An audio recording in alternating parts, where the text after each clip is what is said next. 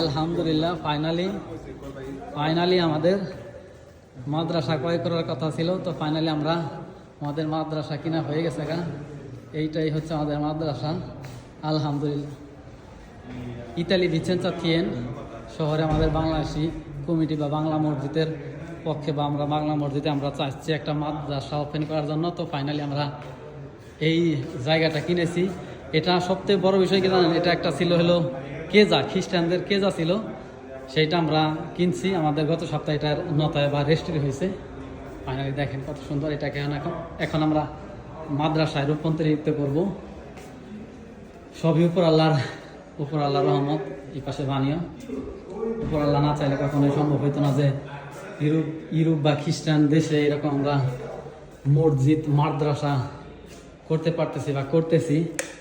এগুলো সবই উপর আল্লাহ পাক চাইলে সবই সম্ভব হয়।